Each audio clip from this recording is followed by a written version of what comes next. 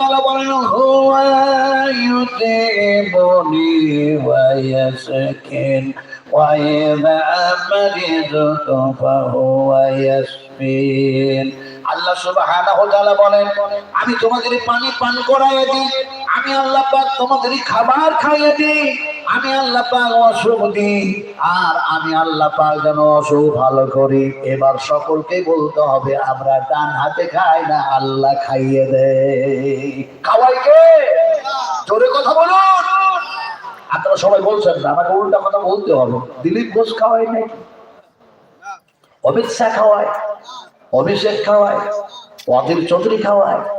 উল্টা কথা কেন বললাম? উল্টা আগে ভাষাটা বুঝো। উল্টা আপনারা তো বুঝেন, উল্টা এই শব্দটার বিপরীত কি? হ্যাঁ,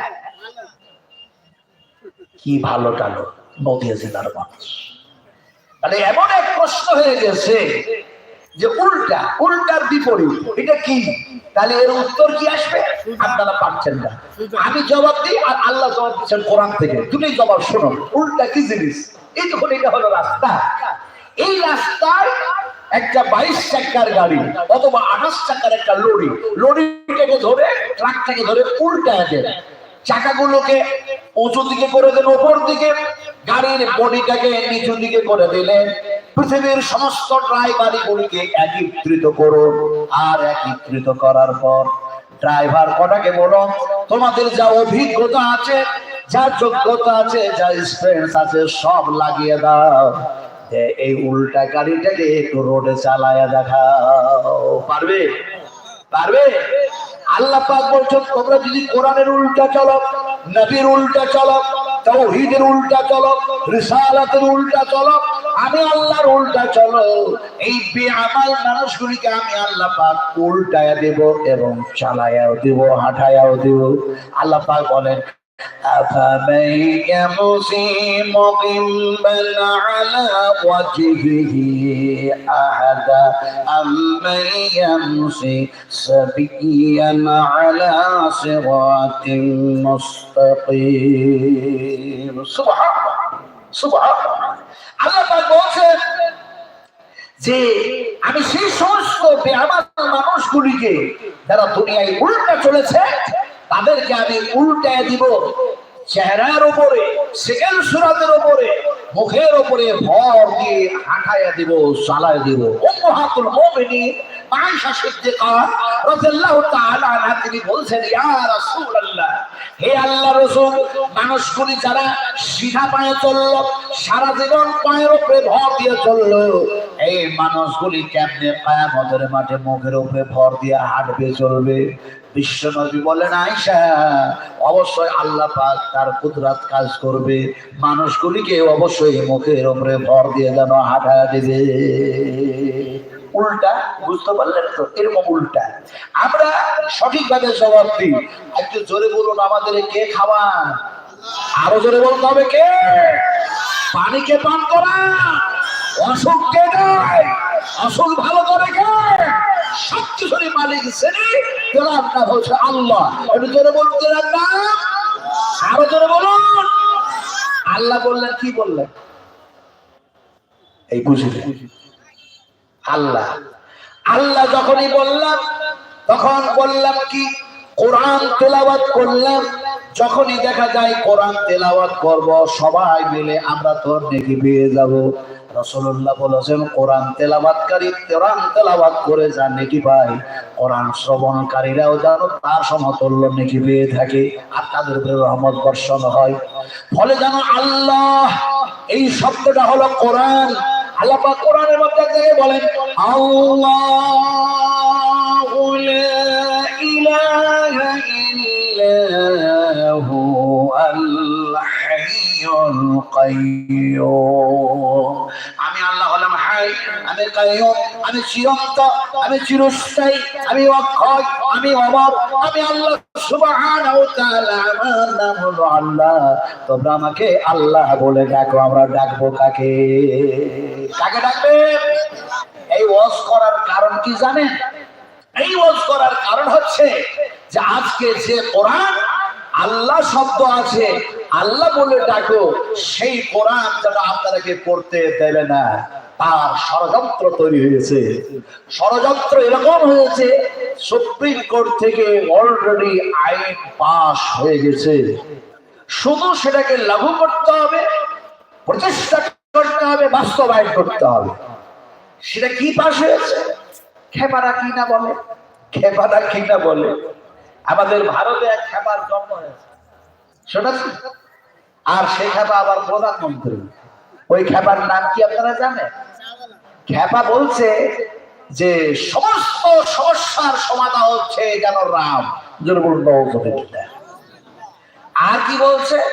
সে বলছে হাই মাদ্রাসা থেকে শুরু করে একেবারে নিজামিয়া পর্যন্ত, এমনি করে মসজিদ থেকে শুরু করে বাড়ি পর্যন্ত এই সমস্ত শিক্ষা প্রতিষ্ঠানগুলিতে যেন গীতা পাঠ করাতে হবে। আপনারা বলুন, গীতা পাঠ করাবেন মসজিদে না কোরআন? তাও সবাই জন্য জবাব দিচ্ছেন না। যদি এই কথা বলতে গিয়ে জেল জেল খাটতে হয়, জেল খাটবেন, খুব মজা লাগবে। হযরত ইউসুফ জেল খেটেছে না? হযরত এমনি করে আশফাকুল্লাহ জেল খেটেছে না? হযরত ইমাম আহমদ বিন হাম্বল রাহমাতুল্লাহ আলাইহি জেল খেটেছে না? হযরত ইমাম জাহির রাহমাতুল্লাহ আলাইহি জেল খেটেছে না? হযরত ইমাম আল্লামা ইবনে তাইমিয়া জেল খেটেছে না? মাওলানা ফজলে হক খায়রাবাদী জেল খেটেছে না? আমি সেই তারিখ, সেই ইতিহাস, সেই আলোচনা আজকে করতে পারলাম না। ইনশাআল্লাহ এপ্রিলে দৈনিক প্রতিদিনের জন্য প্রোগ্রাম 10 মার্চ পর্যন্ত প্রোগ্রাম নেওয়া আছে, তারপরে আরো নেওয়া আছে। তো 10 মার্চ আমি বক্তব্য রেখে ইনশাআল্লাহ ভোরের বেলায় গাড়ি ছেড়ে সারাটা দিন অতিক্রম করে বাড়িতে পৌঁছানোর পর তারাবির নামাজ শুরু হয়ে যাবে ইনশাআল্লাহ। কথা বুঝলেন কি? তারপরে দেখা যায় 12ই মার্চ এবারে আপনার কি বলে, ওই কি বলে, একটা রোজা হয়ে যাবে আলহামদুলিল্লাহ। আমরা রোজা রাখার জন্য প্রস্তুতি নিচ্ছি, তো সময় পেলে আলোচনা করবো ইনশাআল্লাহ। কথাটা বলতেছিলাম কি, প্রতিদিনের জন্য প্রোগ্রাম, প্রতিদিনের জন্য। তো দেখা যায় এখন আমরা গীতা পাঠ করাবো না কোরআন পাঠ করাবো, জেল খাটার ভয়ে এইভাবে আস্তে আস্তে বললে হবে না, জোরে বলতে হবে। আমরা কোরআন পড়তে চাই না, চাই না? কোরআনের প্রতি ঈমান আছে না নাই? নবীর প্রতি ঈমান আছে না নাই? আর কার এক আল্লাহর প্রতি ঈমান আছে? একটু হাত উঁচু করে দেখায়। আমি তো হাত উঁচু করে দিলাম, নইলে তো ঈমান হয়ে যাবে। আর হাত উঁচু করো, সিধা করে দিই, ধরে বলি না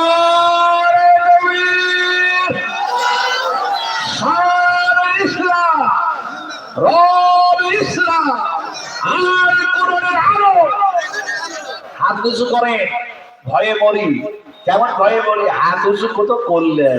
এখন কোন হুজুর যদি জিজ্ঞেস করে হাত কেন উঁচু করলাম, এটা তো বেদাত হয়ে গেল। এরকম তো হতে পারে?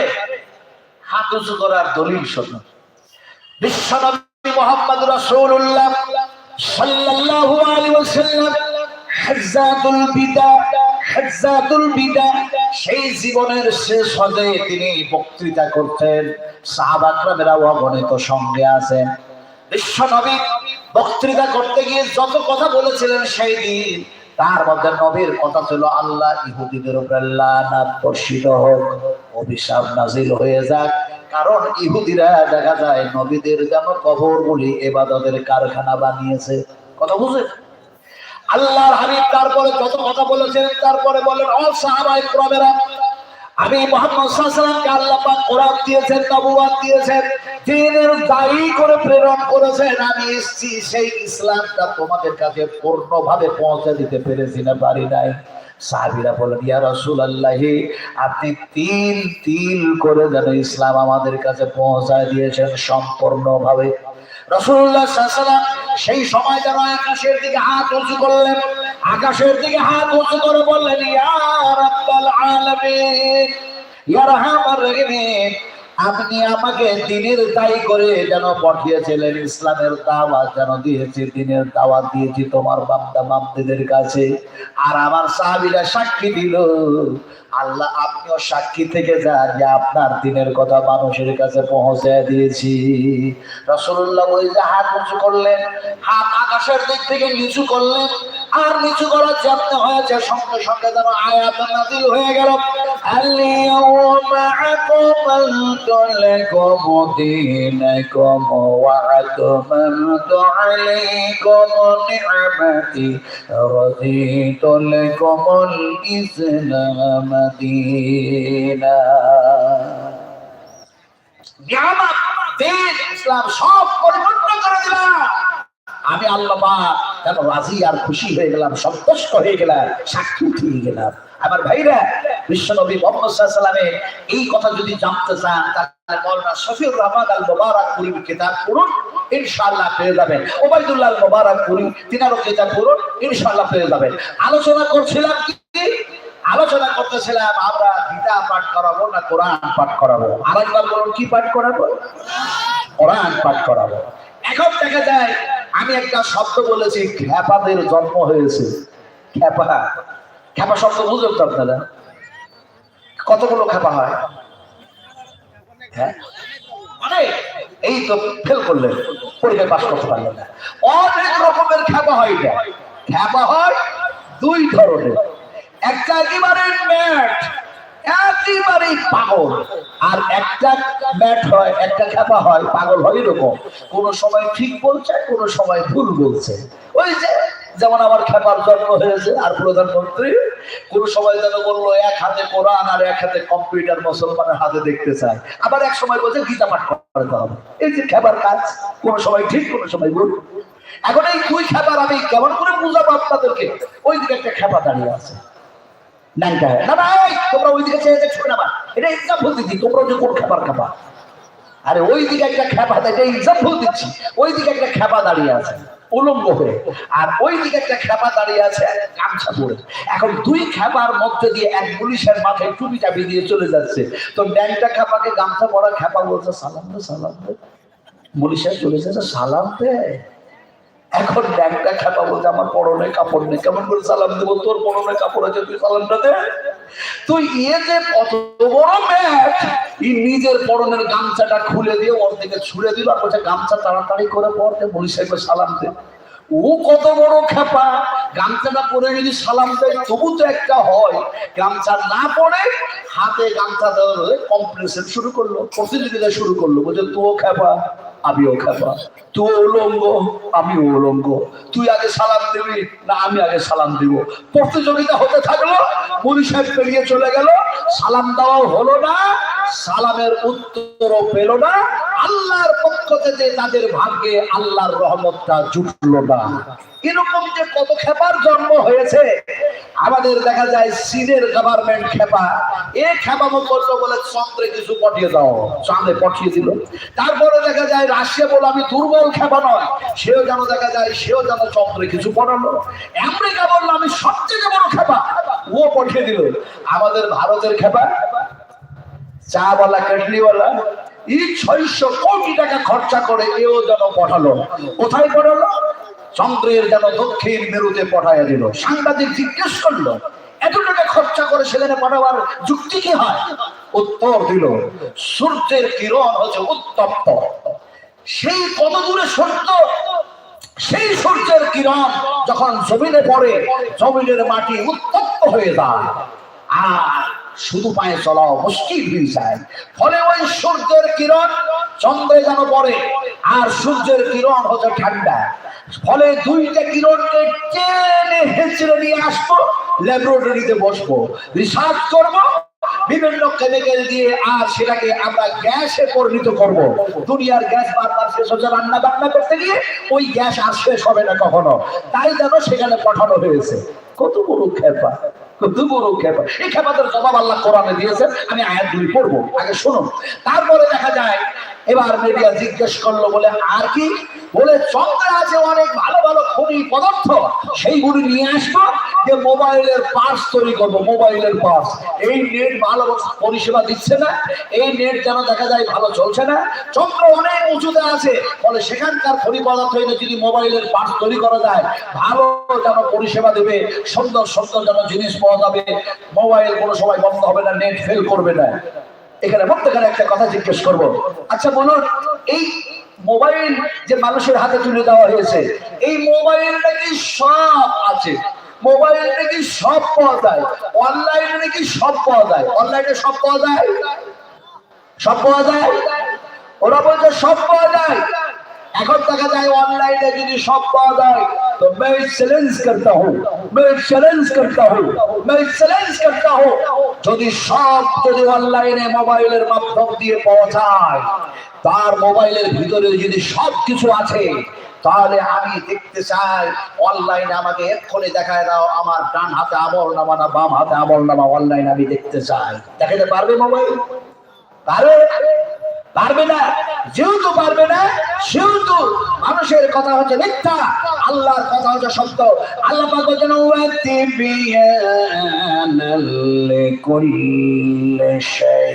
আমি আল্লাহ সুবহানাহু ওয়া তাআলা কোরআনের মধ্যে সমস্ত সবকিছু ঢোকায়া দিয়েছি। সুবহানাল্লাহ। এখন দেখা যায় ওই মিডিয়া জিজ্ঞেস করলো, তা না হয় বুঝলাম যে সেখান থেকে এই সব জিনিস নিয়ে আসবেন, যে মোবাইলের পার্টস তৈরি করবেন, কিন্তু শুনছি নাকি যে চন্দ্রে গিয়ে আপনারা বাস করবেন। বলে হ্যাঁ।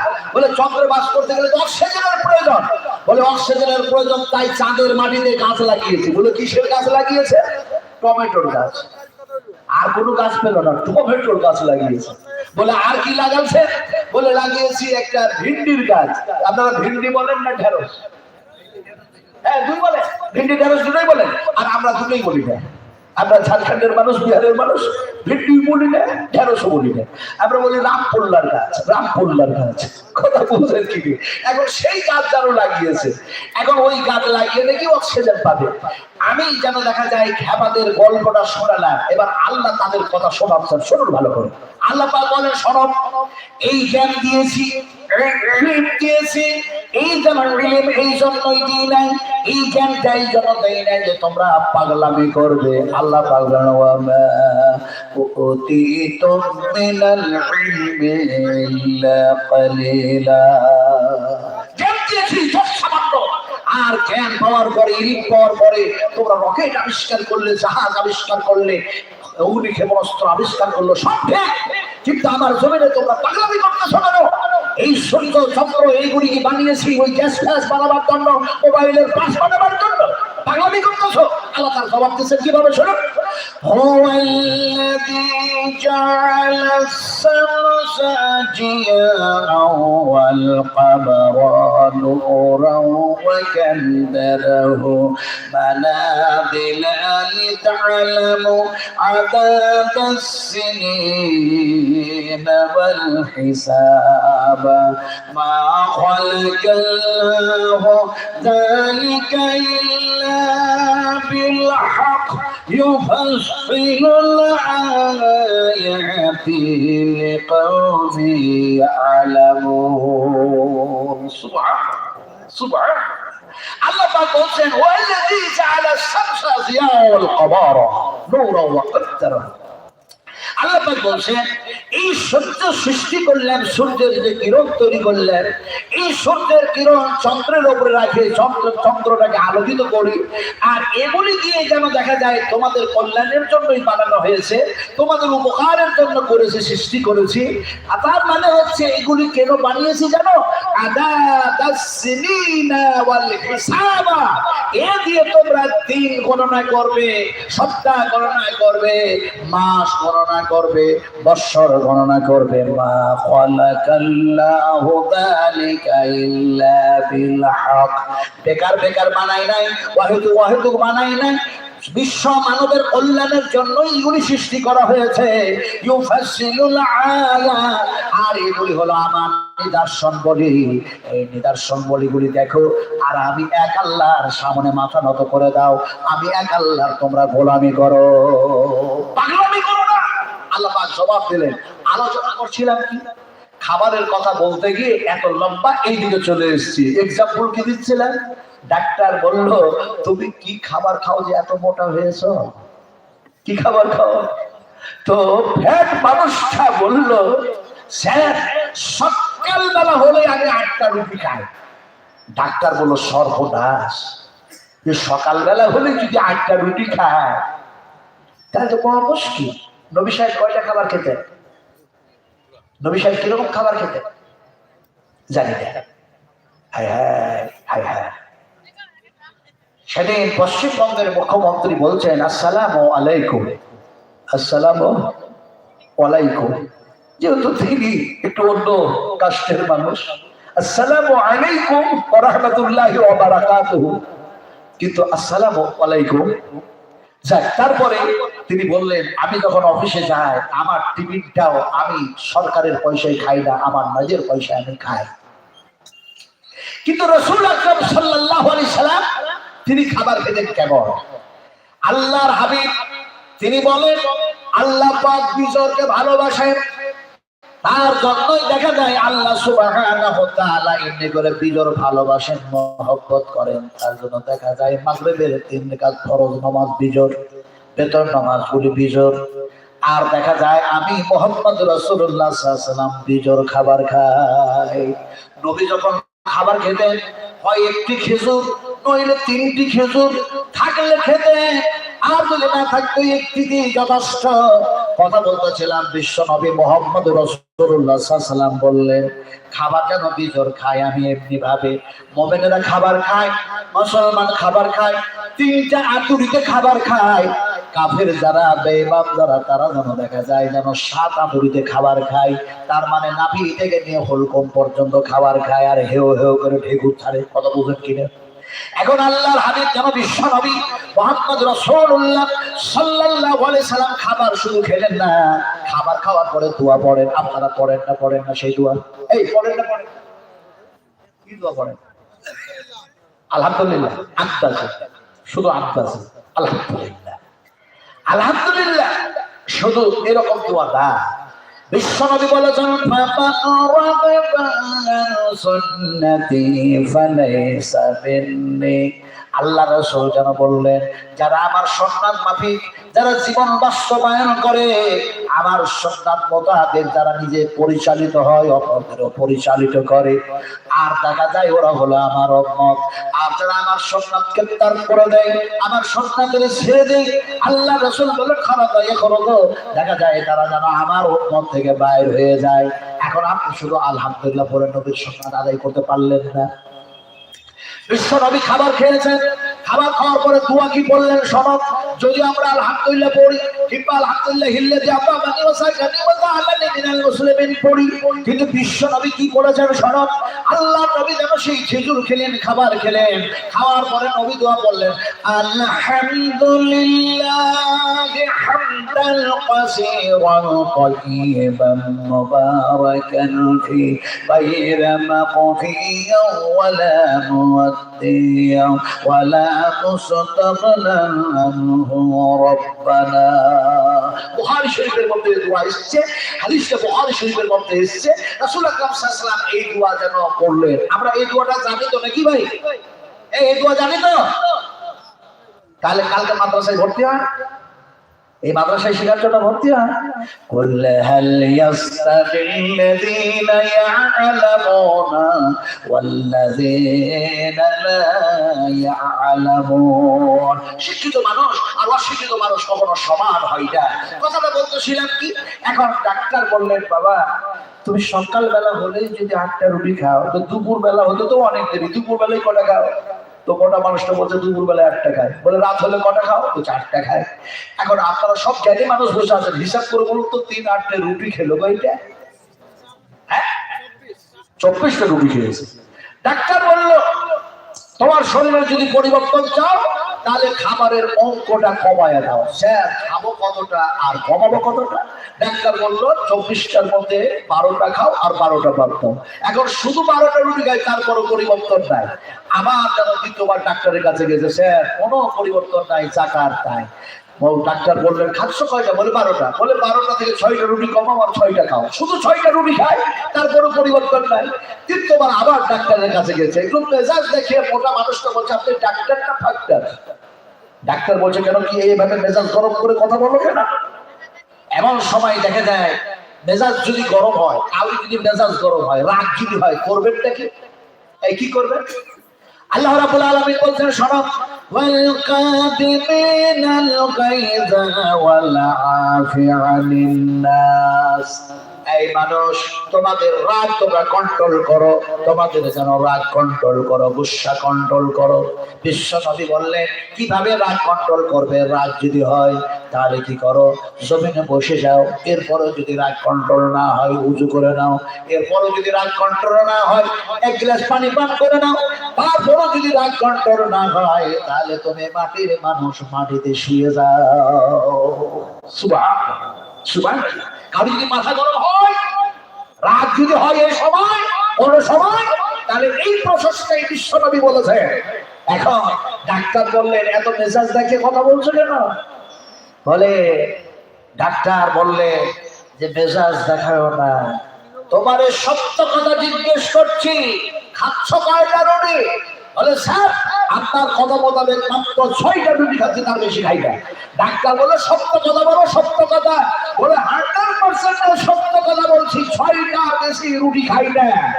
ডাক্তার বলে সত্য কথা বলতে জিজ্ঞেস করছি যে তুমি রুটির অঙ্ক কমিয়েছো না আটার সংখ্যা কমিয়েছো, কোনটা করেছো? বলে স্যার 6টা রুটি তো খাচ্ছি, কিন্তু এর পূর্বে 24টা রুটি খেতাম, ওই 24টা রুটিতে যত কেজি আটা লাগে সব আটা ওই 6টা রুটিতে দিয়ে খেয়েছি। ডাক্তার বললেন বেওকুফ কোথাকার, তাহলে আমার সাইজের কোথায় বেরিয়েছি? সব আটা সব রুটি খেয়েছি। আমাদের মুসলমানদের অবস্থা তাই হয়েছে। আজকে যেন দেখা যায় এই সাহেবের ওয়াজ, কালকে সেই সাহেবের ওয়াজ, এই সালাফি সাহেবের ওয়াজ, তো মাক্কি সাহেবের ওয়াজ, তো মাদুদি সাহেবের ওয়াজ, তো বাংলাদেশের ওয়াজ, তো ইন্ডিয়ান ওয়াজ, তো কাশ্মীরি সাহেবের ওয়াজ, কোথায় যেন নাদবি সাহেবের ওয়াজ।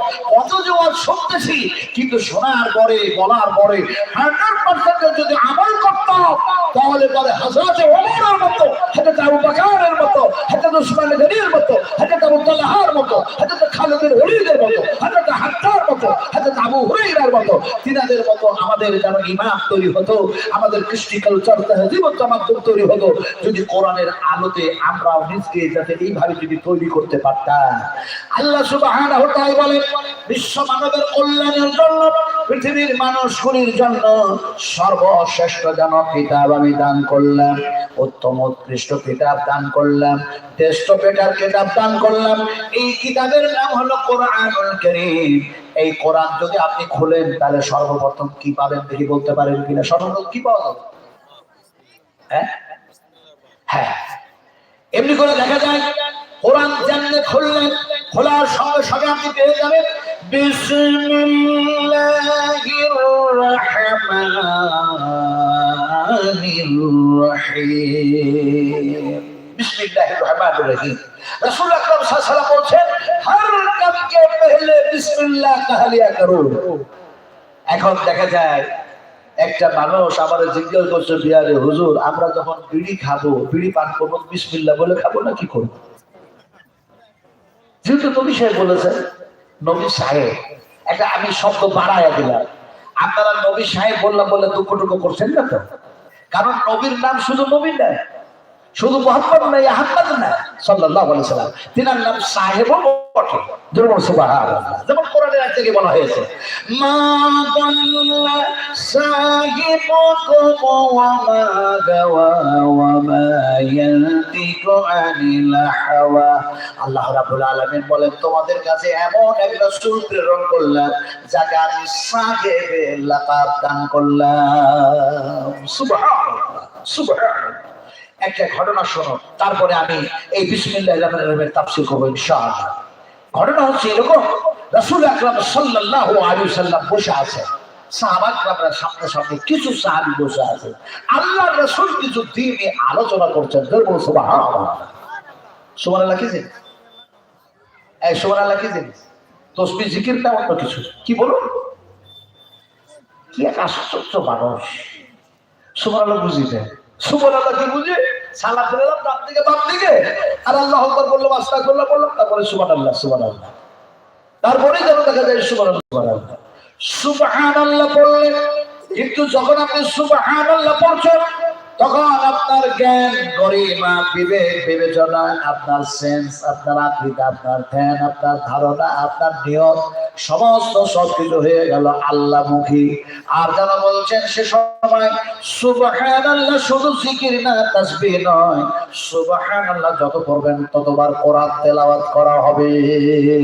যেমন কোরআনের এক জায়গায় এসেছে সুবহানাল্লাযী আসরা بعبده ليلا من المسجد الحرام إلى المسجد الأقصى। তার মানে আপনি বলছেন, আমি বলছি, হে আল্লাহ আপনি হলেন পাক, আপনি হলেন পবিত্র, সমস্ত ত্রুটি থেকে, সমস্ত আয়ুব থেকে আপনি হলেন পাক। আমি আপনার গোলাম, গুনাহগার, পাপাচার মানুষ, তাই আপনার সামনে সিজদায় পড়ে গিয়ে বলছি সুবহানাকা আল্লাহুম্মা রাব্বানা ওয়া বিহামদিকা আল্লাহুম্মা গফিরলি। তুমি আমার গুনাহ থেকে পাক করো, পবিত্র করো। আমি তোমার গোলাম, তোমার সামনে সিজদায় পড়ে কাঁদতেছি। আরে আমার মায়েরা, আমার বোনেরা, আমার আব্বাজিরা, আমার সোনা ঠুরেরা, যত শুনবেন তত ঈমান যেন মজবুত হবে, যত শুনবেন ঈমানের মরিচা সাফ হবে। পৃথিবীতে কোন বৈজ্ঞানিক আজ পর্যন্ত সেই কেমিক্যাল আবিষ্কার করতে পারে নাই যে কেমিক্যাল দিয়ে আপনার ঈমানের জং, ঈমানের মরিচা, ঈমানের ময়লা সাফ হবে। সেটা হচ্ছে একটাই কেমিক্যাল, সেটা হচ্ছে কোরআনুল কারীম। সুবহানাল্লাহ। আমার ভাইরা, আমার ভাইরা, আমার সোনা বলতেছিলাম কি, বলতেছিলাম যেন আপনাদের বুঝাইতেছিলাম এরকম যে কোরআন খুললেই পাবে বিসমিল্লাহির রহমানির রহিম। हर कम के पहले बिस्मिल्लाह कहा लिया करो। तो बीड़ी पान करने वाला যখন প্রশ্ন আমাকে করলো, আমি তাকে বললাম শোনো, তুমি যখন বিড়ির পাতা কাটবে, তুমি যখন বিড়ি পান করবে, সেই সময় যেন বিসমিল্লাহ এমনি করে দেখা যায় আল্লাহর নামটা না নিয়ে তুমি এরকম বলো আউযু বিল্লাহি মিনাশ শাইতানির রাজীম। আল্লাহর কাছে আশ্রয় গ্রহণ করো, আল্লাহ শয়তানের কুপরামর্শ থেকে, এই কুকর্ম কাজ থেকে তুমি আমাকে হেফাজত করো। হেফাজতের মালিক কে? জোরে কথা বলছেন না? হেফাজতের মালিক কে? খবর শুনেছে? খবর শোনো, আজকে আবু ধাবিতে যদি মন্দির তৈরি হয়, এখন সৌদি সরকার দিয়েছে তাই তৈরি হয়েছে, 700 কোটি টাকা খরচা করেছে। 700 কোটি টাকার মধ্যে অনেক টাকা দেখা যায় এমনি করে আরব সরকারও যেন সহানুভূতি করেছে। হযরত আবু বকর সিদ্দিক রাদিয়াল্লাহু তাআলা আনহুর যে রূপটা ছিল, যে বাড়িটা ছিল, সেই বাড়িটা এর পূর্বেকার রাজারা তারা কি করেছে, ভেঙে চুরে সেটা লাইব্রেরিতে পরিণত করেছিল। বর্তমান আরব সরকার সেটাকে ভেঙে, নাউযুবিল্লাহ, আস্তাগফিরুল্লাহ, সেই লাইব্রেরিকে ভেঙে গুড়িয়ে দিয়ে সেই আবু বকরের বাড়িতে আজকে দেখা যায় হোটেল তৈরি হয়েছে। সে হোটেলে কি না চলছে, হর তামাশা, হর তামাশা, হর তামাশা সেগুলি চলতেছে। যেমন নাউযুবিল্লাহ। এ সরকার কি সরকার! শুধু তাই না, এরা হচ্ছে 17 জন। এই বর্তমানে যে সরকার আছে, এই সরকারেরা ভাই বোন হচ্ছে 17 জন। কতজন বললাম? 17 জন। তার মধ্যে 2 জন, 2টি ওদের বোন, বাদ বাকি হলো সব ভাই। সব ভাইকে যেন বাদ দিয়ে এর জোর করে ক্ষমতা এসছে। কথা বুঝুন কি? একটি ভাই প্রতিবাদ শুরু করেছে, আপনি কেন এরকম করতেছেন? রাজা হওয়ার পর এটা করা ঠিক হচ্ছে না। আবু বকরের ঘর, লাইব্রেরি ভেঙে দিয়ে কেন হোটেল বানাবেন? এতটুকু কথা বলার কারণে ভাইটাকে আজও পর্যন্ত জেলখানায় গিয়ে ভর্তি রেখেছে। আপনার গত মাসে মসজিদে নববিয়ার ইমাম তিনি খুতবাতে জুমার দিনে শুধু বলেছেন এতটুকু কথা, আবু সাহিল আবুল হক বিশ্ব নবীর জামানায় শেষ হয়ে গেছে আবুল হাকাম, কিন্তু আমার যেন আবু জাহেল আরবের মাটিতে জন্ম নিয়েছে। ইশারা করেছে সরকারের দিকে খুতবার মাধ্যমে। তাই সেই মসজিদের যেন নববিয়া মসজিদের ইমামকে পর্যন্ত নামাজের পরে ছাড়ি নাই, তাকেও যেন অ্যারেস্ট করেছে। এখনো পর্যন্ত ইমামকে কোন জেলখানায় রাখা হয়েছে তারা খুঁজে পাচ্ছে না। কি অবস্থা চলছে! বলতেছে। আসলে বলতেছিলাম এই মানুষটা যা করতেছে শুধু তাই করছে না, এর কাছে এখন একটা দরখাস্ত দিচ্ছে আন্তর্জাতিক সমস্ত যেন বিশ্ব জুড়ে আমেরিকা ভারত সকলের পক্ষ থেকে একটা যেন দরখাস্ত গেছে। কি দরখাস্ত লেখা আছে? লেখা আছে এটা হচ্ছে সনাতন ধর্ম, ফলে যেন এই কাবাতে এই বাইতুল হারামে মূর্তি পূজা হতো। 360টা দেবদেবীতা ছিল, আমাদের ধর্মেই প্রমাণ করছে, ধর্মের কিতাবে প্রমাণ করছে। ওকে গেছে দরখাস্ত গেছে যে 360টা দেবদেবীতা ছিল, এখানে সেই পূজা পাঠ হয়েছে। ফলে এখন এক কাজ করো, এই যে দেখছেন কালো ঘর, এই কালো ঘর এই বাইতুল হারাম এইটুকু ছিল আগে, পরে যেন বাড়ানো হয়েছে। তারপরে হারাম হারাম হারাম করতে করতে করতে এর মধ্যে এই করতে পারবে না, এই অন্যায় করতে পারবে না, এটাই করা হয়েছে, বাড়ানো হয়েছে, এটা পরে হয়েছে। কিন্তু এই যে কালো ঘর এটাই হচ্ছে মেন জায়গা।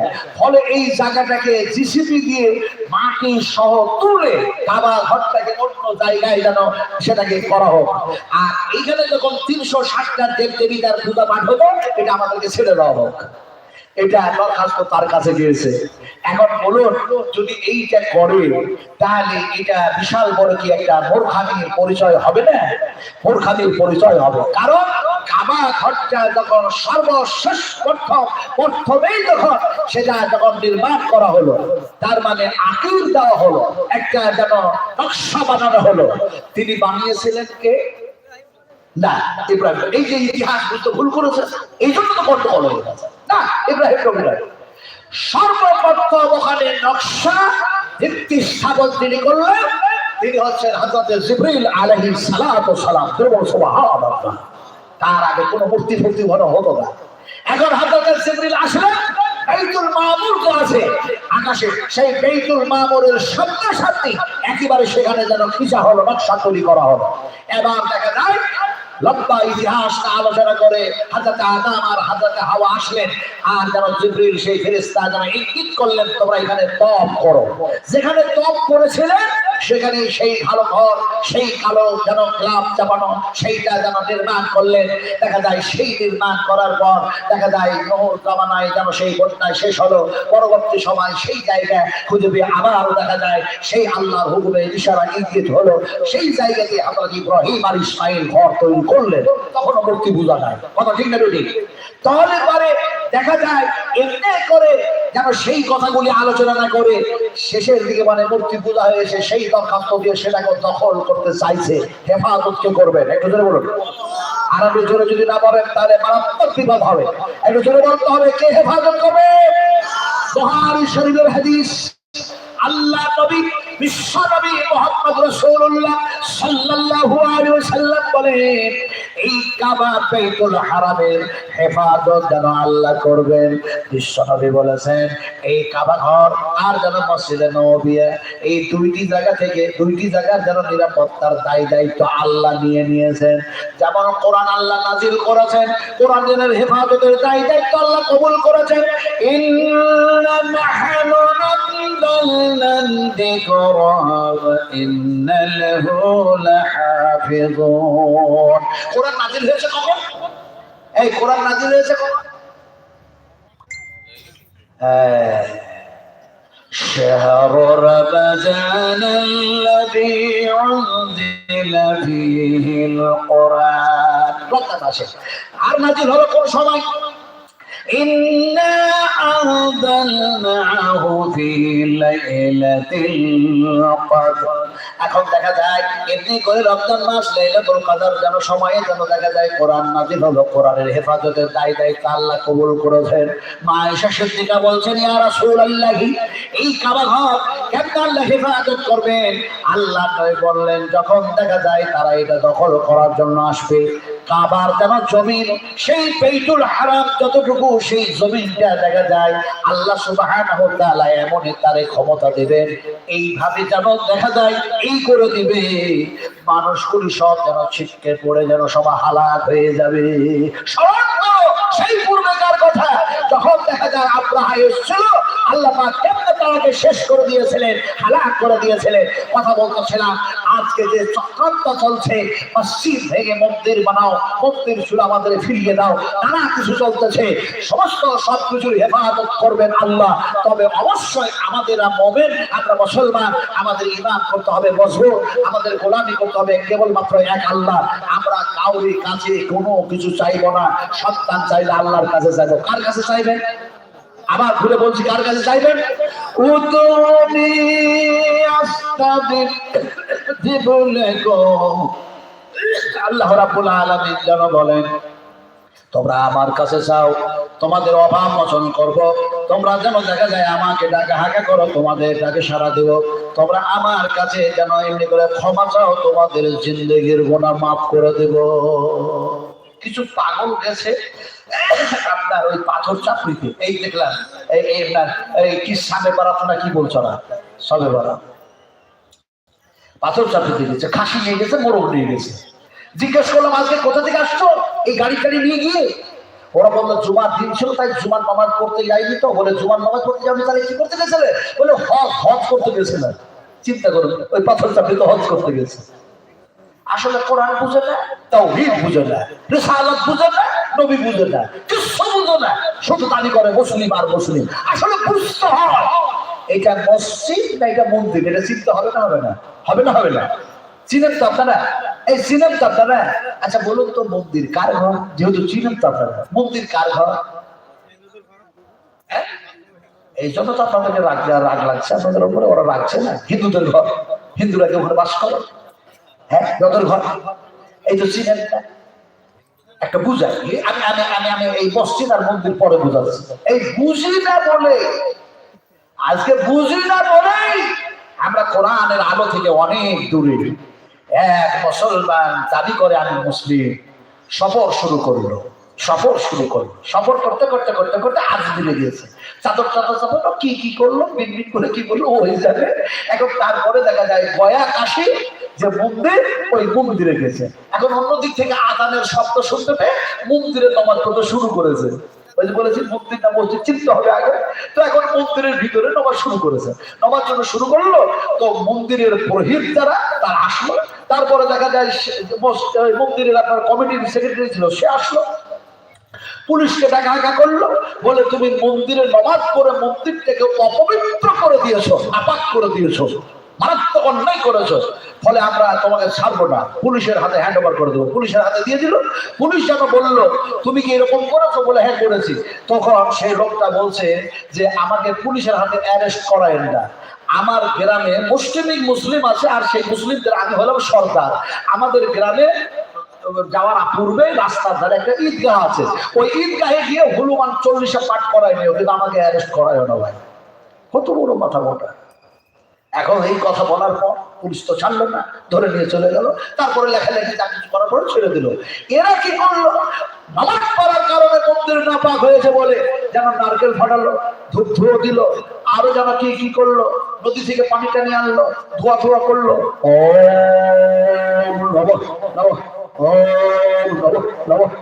কি যেন বললো, মন্দির পাক হয়ে গেল। কিন্তু তারপরে দেখা যায় পাক করলো। এবার বলতে চাইছিলেন ও লোকটা চিনল না এটা মসজিদ না এটা মন্দির। যদি মন্দিরটা যদি হিন্দুদের ঘর হয় তাহলে বলতো না যে না পাক, আপনাকে বসিয়ে পানি খাওয়াবে, ভাত খাওয়াবে। হিন্দুদের আপনারা মাল তৈরি করা মিষ্টি খাচ্ছেন, চপ খাচ্ছেন, সিঙ্গারা খাচ্ছেন, কিন্তু একটা মুসলমান যখন দোকান খোলে হিন্দুরা আপনার দোকানে খেতে যায় দেয়, ওরা বুঝে এটা মুসলমানের দোকান। আমরা বুঝলাম না এটা হিন্দুদের বাড়ি না এটা মন্দির, এটা বুঝলাম না। মন্দির কার ঘর আমি বুঝাই আপনাদেরকে। আমি বিহারি মানুষ, ঝাড়খণ্ডের মানুষ, আমার ছোট্টটুকু জ্ঞান আপনাদের সামনে, আমি ছাত্র, একজন স্টুডেন্ট, তাই যেন এই ছাত্র লাইফে আপনাদের বুঝাচ্ছি মন্দির হচ্ছে বহু ঈশ্বর, বহু দেব দেবিতা, বহু যেন দেব দেবিতাদের ঘর, পূজারীদের ঘর। আর মসজিদ কার ঘর বলতে পারেন কেন? নাকি একটু জোরে বলতে হবে। আল্লাহ কি মসজিদের মধ্যে বসে থাকে? আল্লাহর কি ওটা বাড়ি? তাহলে ওটা কি? আল্লাহ পাক বলেন শোনো মসজিদটা কি? وأن المساجد لله فلا تدعوا مع الله أحدا মসজিদ হচ্ছে আমার সিজদার জায়গা, আমার ইবাদতের জায়গা। কেবলমাত্র একই আল্লাহ সুবহানাহু ওয়া তাআলার ইবাদতগাহ, এটা হলো যেন সিজদার জায়গা, ইবাদতের জায়গা। আমি আল্লাহ ছাড়া আর কাউরি কোনো যেন ইবাদত এখানে হবে না। ওয়াসজুদ ওয়াখতারিব, আল্লাহ বলেন আমার সামনে সিজদায় পড়ে দাও আর বান্দা বান্দী আমার নিকটবর্তী হয়ে যাও। রাসূল আকরাম সাল্লাল্লাহু আলাইহি সাল্লাম বলেন আল্লাহর সামনে যখন আল্লাহর বান্দা বান্দীরা সিজদায় পড়ে যায়, বান্দা আর আল্লাহর মধ্যে কোনো যেন পর্দায় থাকে না, ডাইরেক্ট একটা সম্পর্ক হয়ে যায়। সুবহানাল্লাহ। প্রথমে বলেছিলাম মসজিদ মন্দির বুঝতে হবে, তারপরে দেখা যায় ইনশাআল্লাহ বুঝতে হবে, সুবহানাল্লাহ বুঝতে হবে। না বুঝে আন্দাজে বললে হবে না। কথাটা বলতেছিলাম কি যে বিসমিল্লাহির রহমানির রহিম না বলে আউযু বিল্লাহি মিনাশ শাইতানির রাজিম পড়ে দিও। লোকটা বলল যে আপনি বললেন হর কামে পহলে বিসমিল্লাহ পড়তে হয়, নবী সাহেব বলেছেন, আর আপনি আউযু বিল্লাহি মিনাশ শাইতানির রাজিম পড়তে বলছেন। বলে শয়তান যে গুনার কাজ করাচ্ছে, এই শয়তান হচ্ছে প্রকাশ্য শত্রু। বলে বুঝলাম না। উনি বললেন বুঝলাম না, আমি আপনাদের বুঝাই, তাকেও বুঝালাম, এমনি করে বুঝাই। একটা মানুষ রাস্তা দিয়ে আসছে, হঠাৎ যেন দেখা যায় এক আলেমের সঙ্গে দেখায়, কথা বুঝুন কি, এক বুদ্ধিজীবী এক পণ্ডিতের সঙ্গে দেখায়। এখন সেই পণ্ডিতটা হচ্ছেন অন্য কিছু না, তিনি এমন মহাপণ্ডিত মৌলানা সানাউল্লাহ। আমি মৌলানা আকরাম খায়ের বাড়ি গেলাম বাংলাদেশ, আমি দেখলাম ওনার বাড়ি, ওনার পাড়াতে এত সুন্দর একটা মসজিদ। ও চলে এসছেন, তারপরে আপনারা কিছু বলছেন না? হায় হায়, মাওলানা নুরুল আলম সাহেব শাইখুল হাদিস, আল্লাহ পাক ওনার হায়াত তাইয়্যিব। ভাই আল্লাহ পাক শোনো, বহুদিনে বহু মাদ্রাসায় তিনি থেকেছেন, আলহামদুলিল্লাহ। সবার সামনাসামনি নাম করাটা ভুল হয়ে যাচ্ছে, কারণ রাসূলুল্লাহ বলেছেন কেউ যদি সামনাসামনি কাউকে প্রশংসা করে ওর মাথা ওর মুখের মধ্যে মাটি গুলে ঢুকায় দাও, বুঝলেন কি? আমি সে হাদিস জানি, কিন্তু তারপরেও বলছি যে দেখুন, কোন সম্মানিত ব্যক্তি যদি আসে, রাসূলুল্লাহ বলছেন তাকে সম্মান দাও। ছোটদের প্রতি ছেলেরামি করো, আর বড়দের কি করো, এহতেরাম করো, সম্মান দাও। আছে না নেই? তো আল্লাহ পাক যাকে যখন যেটা সম্মান দেয় তাদের সম্মান করতে হয়, ঠিক কিনা বলুন? ফলে আপনারা এতক্ষণ পর্যন্ত এত লোকজন ছিলেন বসে, আর রাত্রি খুব বেশি হয়ে গেছে নাকি ভাই? জানি না কত হয়েছে, এই তো 40, মানে 11টা বাজতে যাচ্ছে। ঠিক আছে, 50, 49, 50 হয়ে গেছে, 11টা বাজতে যাচ্ছে। আপনারা 10টা মিনিট আর অপেক্ষা করো, ইনশাআল্লাহ 10টা মিনিট। যেহেতু শোনো, মূল্যবান আলোচনা। আমরা বক্তা না তক্তা? হ্যাঁ, বক্তা না তক্তা? আসলে কথা বলি কিন্তু আমল নাই। আমল করি না। এই আমল না করার কারণে যে জাহান্নামে যেতে হবে, কথা ঠিক না বেঠিক? আপনারা বলুন, এই ঠিক না বেঠিক? যে পাপের কারণে যাব, সেই পাপটা হচ্ছে যত পাপ আছে, যত গুনাহ আছে, তার মধ্যে যে গুনাহটার কারণে মানুষ জাহান্নামে যাবে, সেই গুনাহটা হচ্ছে কি? আল্লাহ পাক কোরআনের মধ্যে বলছে, জিজ্ঞেস করা হবে আনিল মুজরিমিনা মা সালাকাকুম ফি সাকার ক্বালু লাম নাকু মিনাল মুসাল্লিন। তোমরা কোন গুনাহের কারণে জাহান্নামের মধ্যে এসেছো? ওরা বলবে আমরা মুসল্লি ছিলাম না, আমরা নামাজি ছিলাম না। ওয়াজ শুনি, হাদিস শুনি, আল্লাহ রাসূলের কথা শুনি, 5 ওয়াক্তের নামাজ পড়তে হবে না জবাব চাই। কি আশ্চর্য হওয়ার কথা, একটু জবাব দিচ্ছেন না? 5 ওয়াক্ত নামাজ পড়তে হবে না কিন্তু আজকে আমরা নামাজ পড়ি না, সালাত ছেড়েছি। যে কথা বলছিলেন যে নবী করিম সাল্লাল্লাহু আলাইহি ওয়াসাল্লাম তিনি সাহাবাদের সামনে আলোচনা করছেন, কত থেকে একটি মানুষ আসলো, নামাজ পড়তে শুরু করে দিল। নামাজ পড়া শেষ, নবী এসে সালাত দিল, আসসালামু আলাইকা ইয়া রাসূলুল্লাহ। নবী সাহেব সালামের জবাব দিলেন আর বললেন তুমি নামাজ পড়ো না, আবার নামাজ পড়ো। আল্লাহু আকবার। লোকটি যেন আবার নামাজ পড়ল, আবার যেন নবীকে সালাম দিল, বিশ্ব নবী সালামের জবাব দিলেন, আবার বললেন তুমি সালাত আদায় করো নাই, নামাজ পড়ো নাই, নামাজ পড়ো। এমন সময় দেখা যায় হাদিসের রাবী বলেন আমার সন্দেহ হয় এরকম যেন কয়েকবার করলেন। তারপরে দেখা যায় সে লোকটা বারবার যখন দেখছেন নবী বললেন এইভাবে কথা বললেন, সে সময় মানুষটা বলল ইয়া রাসূলুল্লাহ আমাকে নামাজ পড়া শিখায়া দেন, নামাজ পড়া শিখায়া দেন। আমরা নামাজের ক্লাস কোনোদিন করেছি? জি, নামাজের ক্লাস করেছি। হযরত জিবরিল আসলেন, বিশ্ব নবীকে নামাজ পড়া শেখালেন। এই অর্থে এই সময় এই সময় এই সময় এই সময় এই সময় এইভাবে এইভাবে এইভাবে এইভাবে আল্লাহর হাবিবকে যেন জিবরিল শেখালেন। আর দেখা যায় হযরতে জিবরিল বিশ্ব নবী মুহাম্মদ সাল্লাল্লাহু আলাইহি ওয়াসাল্লামের যেন দেখা যায় সাহাবীদের মধ্যে সেই লোকটি যেন বলল আমাকে নামাজ পড়া শিখান। এখন বিশ্ব নবী নামাজ পড়া শিখালেন। নামাজ এইভাবে এইভাবে এইভাবে পড়তে হয়। আল্লাহ রাসূল অন্য জায়গায় দেখা যায় হাদিস এসেছে সাল্লু কামা রাআইতুমুনি উসাল্লি, বিশ্ব নবী বললেন আমাকে যেভাবে নামাজ পড়তে দেখো এইভাবে তোমরা নামাজ আদায় করো। আমার সোনার টুকরারা, নামাজ পড়তে হবে জোর গলায় বললে, কিন্তু নামাজ যদি নবীর মতো নামাজ না হয়, নবী যেভাবে নামাজ পড়তে বলেছেন, যেভাবে নামাজ পড়েছেন, সালাত আদায় করেছেন, সেইভাবে যদি আমাদের না হয়, তাহলে এই নামাজ যেন আমাদের কোনো কাজে আসবে না। ফাওয়াইলুল লিল মুসাল্লিন আল্লাযীনা হুম আন সালাতিহিম সাহুন। কথা বলতেছিলাম নামাজ সালাত সেইভাবে যেন পড়া উচিত। আমাদের নামাজ পড়ি, নামাজের মধ্যে কত যেন কি হয়ে যায় সেগুলি ইসলাহ করি না। এই যে সব বড় বড় আলেম বসে আছেন এদের কাছে যাই না, বলি না, শুধু বলি কি আচ্ছা মহিষে আর বলেন আমাদের মসজিদের ইমামটা তো আপনারা আর বলেন না, শুধু গুল করে আর গোল করে, তোর পিছনে নামাজ পড়া হবে না, হবে না, বসলা জিজ্ঞেস করছে।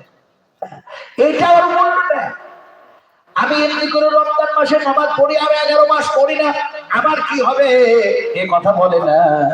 শুধু দেখে অপরের যেন ভুল ধরেই বেড়ায়, নিজের ভুলটা দেখেই দেয়। يصلح لكم أعمالكم ويغفر لكم ذنوبكم والله غفور رحيم। তোমার নিজের আমল, তোমার নিজের কর্ম, এগুলি যে ভুল ত্রুটি যা আছে সেগুলিকে ইসলাহ করো, সংশোধন করো। আমি নিজের ভুল সংশোধন না করে শুধু অপরের ভুল দূর বাড়াই, কত বুঝেন কি অবস্থা, কি অবস্থা।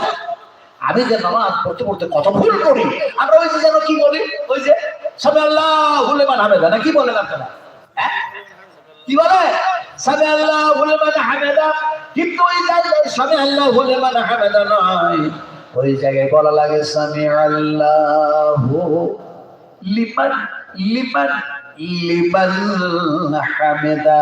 তো খেপা বলছে সামি আল্লাহু লিমান হামিদা, হনুমানের মন্দির বানিয়ে কি লাভ আছে, অবস্থাটা কি।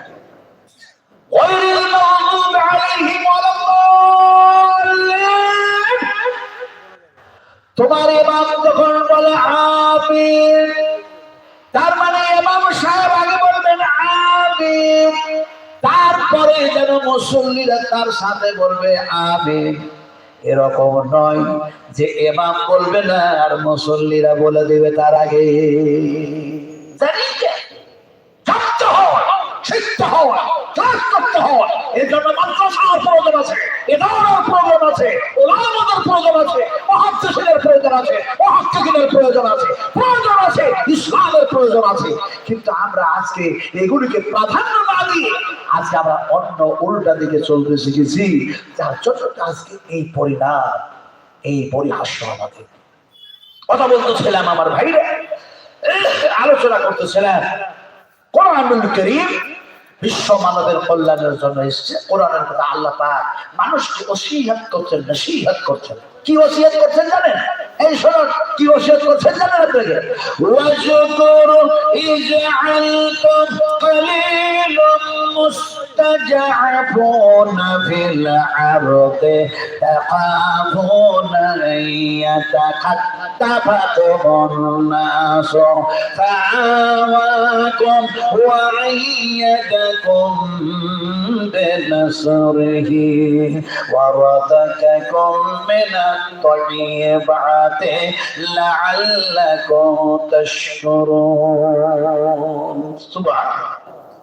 আল্লাহ পাক আমাদেরকে বলছেন তোমরা স্মরণ করো তোমাদের পূর্বেকার কথা। কাদেরকে বলছেন?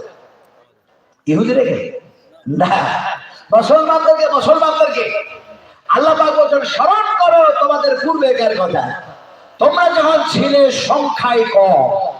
সংখ্যায় কি? এখন সংখ্যা বেশি দেখো।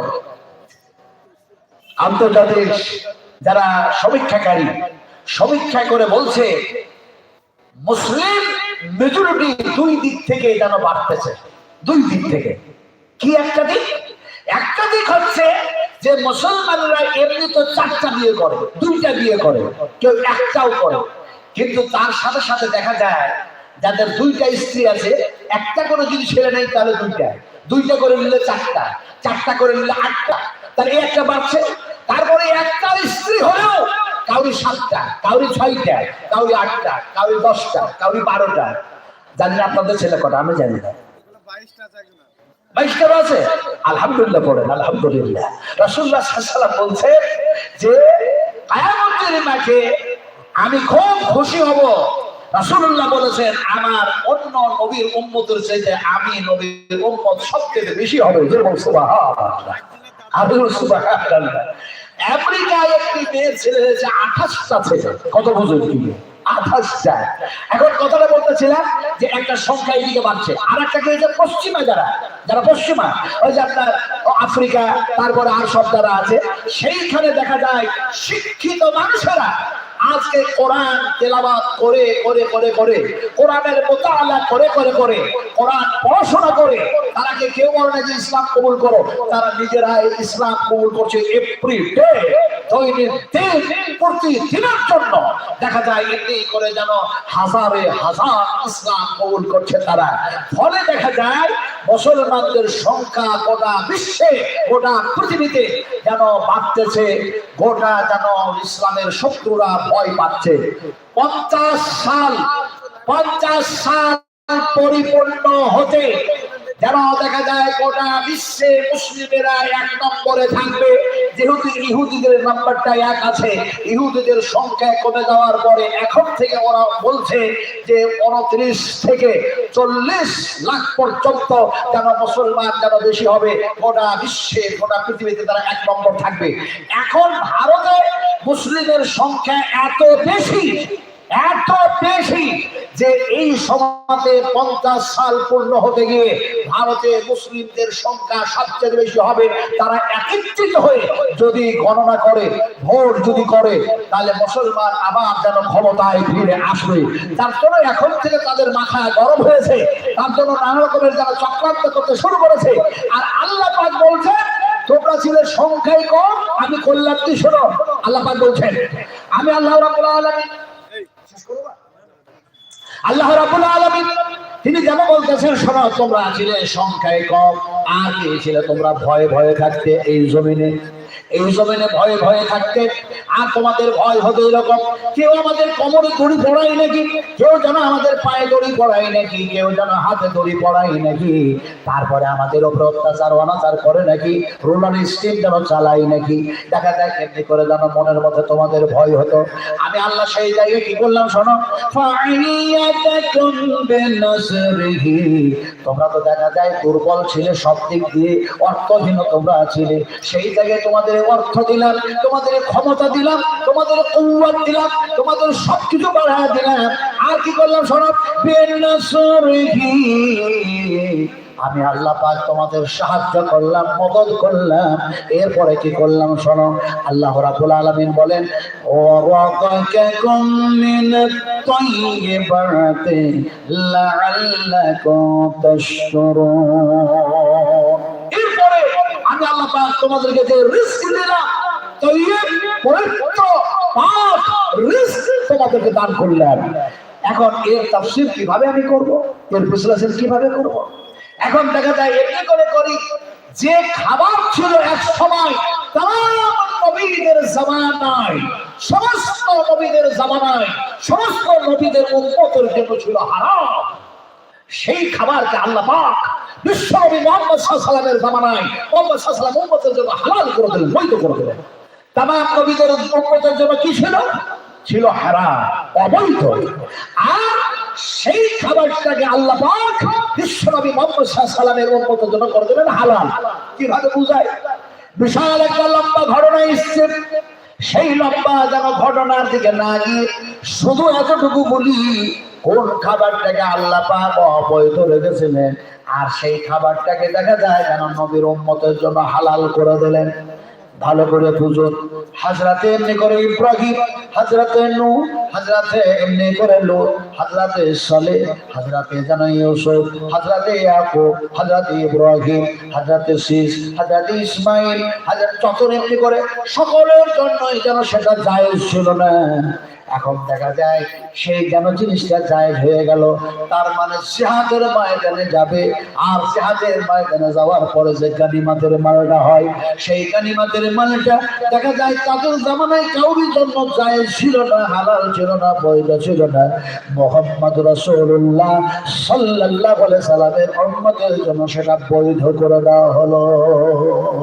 আল্লাহ পাক বলছেন, তোমরা সব দিক দিয়ে সব যেন দুর্বল ছিলে, আর আমি এমনি করে দিলাম। এরপরেও লাইলাকুম তাশকুরুন, তোমরা কি এরপরেও নাশকরি করবে? তোমরা কি আমার শুকরিয়া আদায় করবে না? আল্লাহ রাব্বুল আলামিন বলেন, আমি মানুষ বানিয়েছি, কমপ্লিট মানুষ। কোরআনের জায়গায় বলা হচ্ছে, কিভাবে বলা হচ্ছে? আল্লাহ রাব্বুল আলামিন বলেন, সুম্মা সাওয়াহু ওয়া নাফাখা ফীহি মির রূহিহি ওয়া জাআলা লাকুমুস সামআ ওয়াল আবসারা ওয়াল আফিয়াতা কালিলাম মা তাশকুরুন। হায় হায় ভাই, একটা কথা বলবো আপনাদেরকে। যে কটা মানুষ বসে আছে আর দাঁড়িয়ে আছে, আমরা কোরআনের আদব রক্ষা করতে চাই না কোরআনটাকে ধ্বংস করতে চাই? কোনটা চান? আদব রক্ষা করতে চান? আদব? তাহলে যত মানুষ যত জায়গায় বসে আছে সামনে আসুন ভাই, একটু সামনে আসুন না, এদিকে আসুন না। ওই যুবক ছেলেরা একটু আসুন, আসুন, আসুন না। আপনারা এত সুন্দর মানুষ, আপনারা আমাদের শাইখুল হাদিস আসবেন, একটু আসুন, আসুন, আসুন না ভাই, কিছুক্ষণের জন্য আসুন। হায় হায় হায়, আমার আল্লাহর কসম খেয়ে বলছি, আল্লাহ আল্লাহ আল্লাহি, আল্লাহর কসম খেয়ে বলি, আজকে যদি আপনাদের এই জায়গাটা না হয়, কলকাতার যদি কোনো একটা জায়গা হতো, প্যান্ডেলে যত লোক ছিল এর চেয়ে তো আরো দ্বিগুণ লোক চলে আসে বসত। তারা যদিও কোরআন মাফিক জীবন সম্পূর্ণ চালাতে পারে না, কিন্তু কোরআন শোনার আগ্রহ রাখে, বেয়াদবি করে না। আপনারা একটু সুন্দর পরিবেশ, কেউ উঠবো না বলেন ইনশাল্লাহ? কেউ উঠবো না? একজন বলেন ইনশাল্লাহ, উঠে যাবো না বলেন ইনশাল্লাহ? হ্যাঁ, আমার আমার ভাইজান একটু উঠে আসুন। মাশাআল্লাহ মাশাআল্লাহ, বারাকাল্লাহ, জাযাকুমুল্লাহু খাইরান জাযা, আহসানাল জাযা। হ্যাঁ আলহামদুলিল্লাহ, আসুন আসুন। এই ভাই, ওই যুবকেরা, আপনারা কি ন্যাংরা খুঁড়ো মানুষ নাকি? আমার মতো কি আপনারা 70 বছরের বুড়ো মানুষ? একটু আসুন না। আমি নাজমালা এক সময় আপনাদের সামনে ছিলাম তরুণ। আচ্ছা, আপনারা দেখি বলতে পারেন কিনা, আমি তরুণ তো ছিলাম, এই যে দাড়ি ছিল কাঁচা, এখন দাড়ি পাকা না কাঁচা? পাকা তো না? না, গলা শোনার শুধু বললে আমরা যুবক, কথা বলছেন ঠিকই, এখন পুরো মানুষের গলা তো লাগে না আপনাদেরকে। কথা বলতেছিলাম, আচ্ছা এই যে দাড়ি দেখছেন সাদা পাকা, আপনাদেরও কাউরি কাউরি দাড়ি দেখছে সাদা পাকা, তো আচ্ছা এই দাড়ি কি সেপে গেছে বলুন দেখি? বয়সে? এই তো বুঝেন না বলেই বললেন বয়সে। না, যদি তাই হয়, এই যদি বয়সে আর গ্যাসে যদি দাড়ি পাকে, তাহলে উম্মাহাতুল মুমিনিন মায়েশা সিদ্দিকা রাদিয়াল্লাহু তাআলা আনহা নবীকে বলেন, নবীজি আপনার দাড়িগুলি, আপনার মাথার চুলগুলি বুঝি বয়সের কারণে পেকে সাদা হয়ে গিয়েছে? নবী বললেন, না না না আয়েশা, বয়সের কারণে এই দাড়ি আর মাথার চুল আমার পেকে সাদা হয়ে যায় নাই। আয়েশা রে, এই দাড়ি চুল পেকে সাদা হয়ে গিয়েছে কিয়ামতের চিন্তা করতে করতে। আহা, এখন কথা হচ্ছে কিয়ামতটা হবে কেমন? কিয়ামতের নিদর্শন বলি অনেক কিছু বলা হয়েছে, কিন্তু কিয়ামত এমন একটা দিন, এমন একদিন হাসর নাসর হবে, যেদিন দেখা যায় আল্লাহর হুকুম ছাড়া কাউরি হুকুম চলবে না। হুকুম চলবে কার? জোরে না কথা বললে উল্টা বলবো। আগামীতে আপনারা দাওয়াত দেবেন না, কোনো চিন্তা নেই। 25 সালের দাওয়াত লিখছি আলহামদুলিল্লাহ। এটা কত চলছে? 24। 25 সালের দাওয়াত লিখছি, এ সালে পাবেন না। বিশ্বাস করো, আল্লাহে 25 সালের আমাকে দাওয়াত দিয়েছে অনেক মানুষ। তো কথা বলছিলেন দাওয়াতের পরোয়া নাই, তবে কথাটা হচ্ছে আপনাদের কাছে কি যেন জানতে চাইলেন? হুকুম চলবে কিয়ামতের মাঠে কার? আরো জোরে বলুন। কিয়ামতের মাঠে হুকুম আল্লাহর চলবে। আর মানুষগুলি যারা আল্লাহর হুকুম মানল না দুনিয়ার জমিনে, তারা যেন বলবে ফাতারাফনা বিজুনুব। ভালো করে শোনো, খবরদার কোরআন যখন আলোচনা করবো কথা বলবেন না, একদম কথা বলবেন না। কোরআন শুনতে হবে, খামোশ, একদম কথা বলা যাবে না। কি আশ্চর্য কথা! হ্যাঁ, আল্লাহ রাব্বুল আলামিন বলেন সেই মানুষগুলি বলবে ফাতারাফনা বিজুনুবিনা ফাহাল ইলা খুরুজিন মিন সাবিল। জুনুবকে মানে হলো পা। ওরা বলবে আমরা যা ভুল করেছি তা মাথা নত করে সব মেনে নিলাম, সব সঠিক হয়ে গেছে, কিন্তু এই গুনার কারণে যে জাহান্নামে এসেছি, এখান থেকে বাঁচার কোনো কি উপায় আছে? আল্লাহ সুবহানাহু ওয়া তাআলা সেইদিন বলবেন কোনো উপায় নাই, কোনো উপায় নাই। তোমাদের সতর্ক করা হয়েছিল, সাবধান করা হয়েছিল, লাল কার্ড দেখানো হয়েছিল। আল্লাহ কিন্তু বলেন লাল কার্ড, আমার মুখ দিয়ে বেরিয়ে গেল। লাল কার্ড বুঝে এই লাল কার্ড বুঝে কি? লাল কার্ড আধার কার্ড বাতিল করবে বলছে, ভোট লওয়ার জন্য বলছে না, ঠিক আছে ওটা বলা ভুল হয়ে গেছে। লাল কার্ড, লাল কার্ড বুঝেন না? বুঝেন না? বুঝেন তো? কিভাবে বুঝেন আমি জানি না, আপনাদের বুঝান। ইডেন গার্ডেনে খেলা হচ্ছে, ফুটবল খেলা হচ্ছে, আর দেখা যায় 22টা প্লেয়ার খেলছে, বলটাকে মারামারি করতেছে, এবং সবাই দেখা যায় কেউ যেন দেখা যায় এই ফাউল টাউল নানা রকম এদিক সেদিক নানা কিছু যেন হতেছে। সেই সময় রেফারি বাঁশি বাজাচ্ছে বারবার, তারপরে সতর্ক হচ্ছে না। এমন সময় একটা যেন প্লেয়ার আরেকটাকে বেআইনি ভাবে অপদ্ধতি ভাবে যেন ধাক্কা মেরে ফেলেছে, সঙ্গে সঙ্গে হলুদ কার্ড দেখানো হলো, সতর্ক হয়ে যাও, সতর্ক হয়ে যাও। তারপরেও সতর্ক হয় না, দেখা যায় লাল কার্ড দেওয়া হলো, এবার বেরিয়ে যা। এরপরে সতর্ক হয় না, ঠিক করে সাসপেন্ড করে দেওয়া হয়। আল্লাহ সুবহানাহু ওয়া তাআলা এই গুনাহগার ব্যক্তিদেরকে বলবেন কিয়ামতের মানে সতর্ক করেছিলেন, হলুদ কার্ড দিয়া সতর্ক হও নাই, তার মানে কোন সময় বুলবুল, কোন সময় যেন দেখা যায় এমনি করে যেন আইলা, কোন সময় যেন দেখা যায় ভূমিকম্প, কোন সময় যেন ঘূর্ণিঝড়, কোন সময় ম্যালেরিয়া, কোন সময় যেন বসন্ত, কোন সময় আর কিছু, এমনি করে তোমাদেরকে যেন আযাব দিয়েছিলাম, সাজা দিয়েছিলাম, মধ্যে মধ্যে ওগুলো ছিল হলুদ কার্ড। তার মানে সতর্ক হও, তার মানে সতর্ক হও। وَلَنُذِيقَنَّهُم مِّنْ عَذَابِ الْعَدْنَىٰ دُونَ الْعَذَابِ الْأَكْبَرِ لَعَلَّهُمْ يَرْجِعُونَ। এই সমস্তগুলিকে সতর্ক করেছিলাম, তারপরে তোমরা আমার দিকে রুজু হও নাই, আমার দিকে ফিরে আসো নাই, এক আল্লাহর দিকে ফিরে আসো নাই, তওবা করো নাই, অন্যায় থেকে, পাপ থেকে, গুনাহ থেকে তোমরা ফিরে আসো নাই। আজকে গুনাহ স্বীকার করলেও এখান থেকে বাঁচার কোনো উপায় নাই। আজকে লাল কার্ড দেখাইতেছি, লাল কার্ডটার নাম কি? আল্লাহ পাক বলেছেন কোরআনের মধ্যে, হাদিহি জাহান্নামুল্লাতী কুনতুম তুআদুন। যে জাহান্নামের ওয়াদা করেছিলাম সেটা হলো এইটার মধ্যেই থাকা লাগবে। আর আল্লাহ পাক বলেন আজকে আমার হুকুম ছাড়া তো কাউরে হুকুম চলবে না। ইয়াউমা লা تملك نفس لنفس شيئا والأمر يومئذ لله।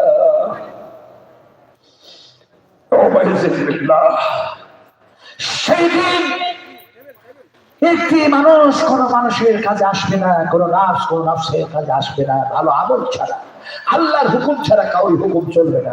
এখানে যতগুলি মানুষ বসে আছে, আনা মুসাফির মানুষ, আমি মুসাফির মানুষ। কথা বলতেছিলেন যে এই মুসাফির মানুষটা আজকে আপনাদের সামনে একটা কথা বলবে।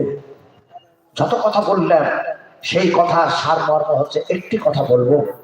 সেই কথাটা হচ্ছে এই যে মাদ্রাসায় আল্লাহ এবং আল্লাহ রাসূলের শিক্ষা দেওয়া হয়, এই যে আলেমরা বসে আছে আমার ভাইরা, এই মাদ্রাসাতে আপনারা অনেক টাকা দিয়েছেন, ভালো কাজ করেছেন, সিয়াম রেখেছেন, ভালো কাজ করেছেন, নামাজ পড়েছেন, ভালো কাজ করেছেন, দান করেছেন, ভালো কাজ করেছেন, সব ভালো কাজ করেছেন।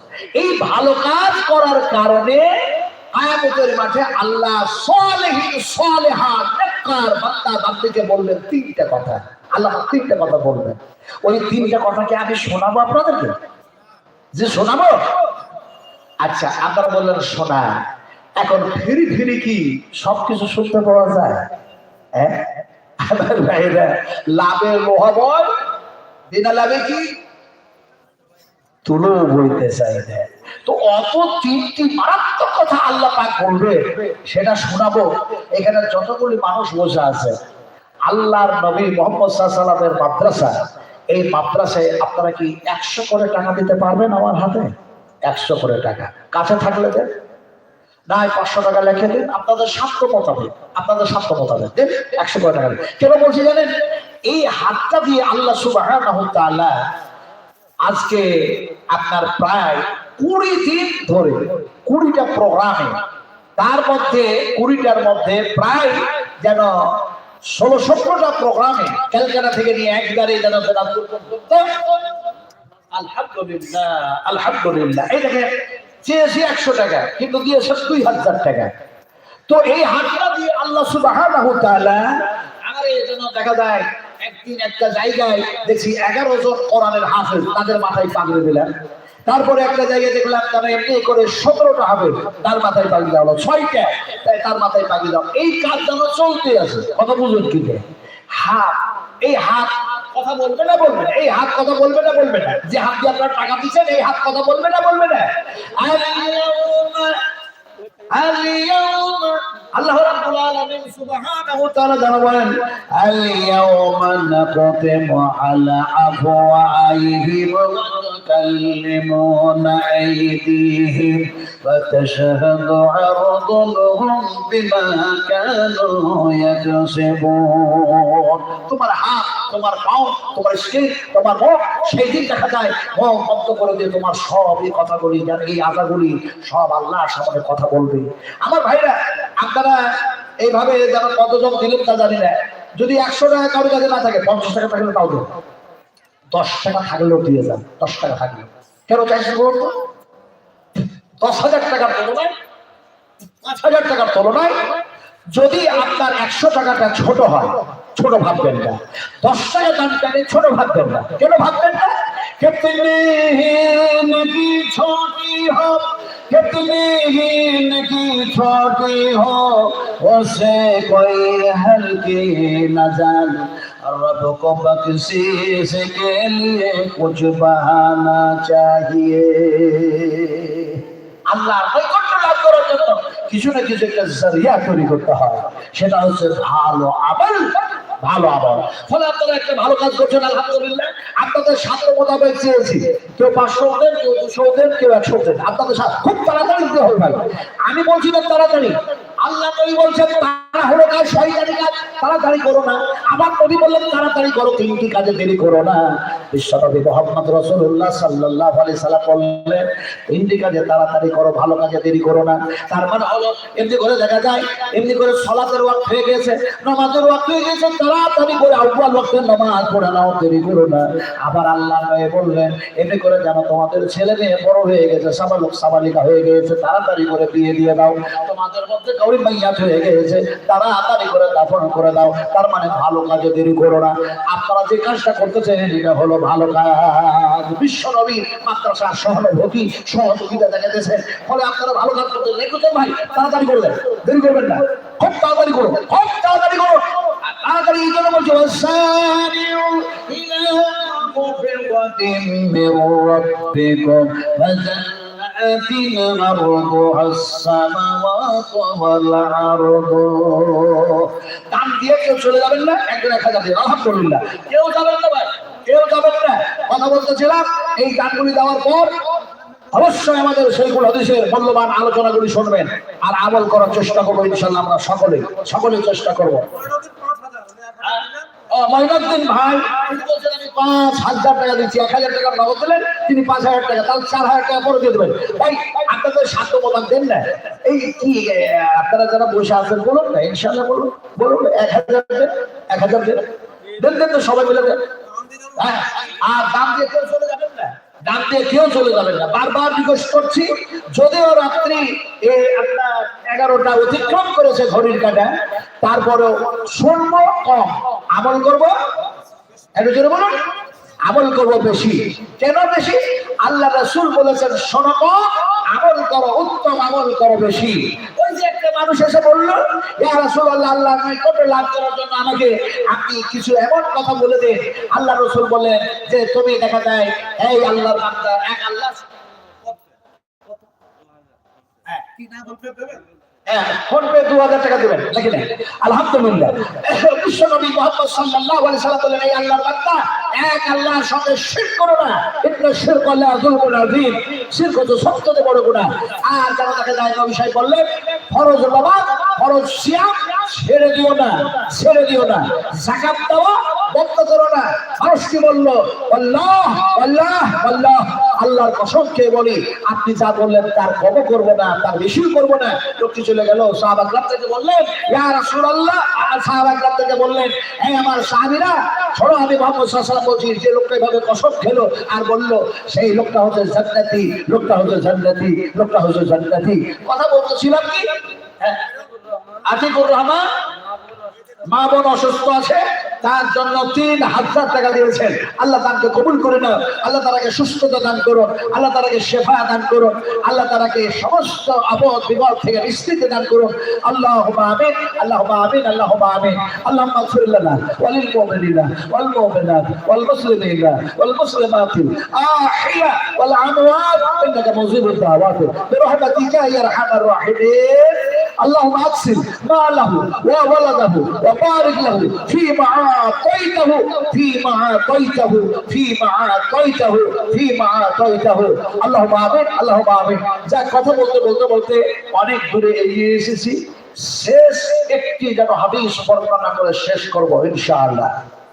শেষ আজকের আলোচনার শেষ কথা হচ্ছে এইটা, বিশ্বনবী মুহাম্মদ রাসূলুল্লাহ সাল্লাল্লাহু আলাইহি সাল্লাম অজর মানে কাঁদছেন। বুখারী শরীফের মধ্যে হাদিস এসেছে, বিশ্বনবী যেন ক্রন্দন করছেন, হযরত জিবরীল যেন আসলেন, এসে বললেন, আসসালামু আলাইকা ইয়া রাসূলুল্লাহ, আপনি কান্না করছেন কেন?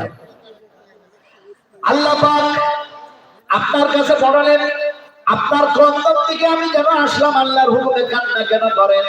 বিশ্বনবী বললেন, জিবরীল, হে আমার দোস্ত রফিক, শোনো, সমস্ত নবীদের যেন প্রার্থনা আল্লাহ কবুল করেছেন, দোয়া কবুল করেছেন, দরখাস্ত কবুল করেছেন। আমি যেন সবাই আল্লাহর কাছে যে দরখাস্ত রাখতে চাই আর আমি যে কারণে কাঁদি সেটা অন্য কিছু নয়, ইয়া উম্মতি, আমার উম্মতের কি হবে? উম্মতের জন্য আমি কান্না করি।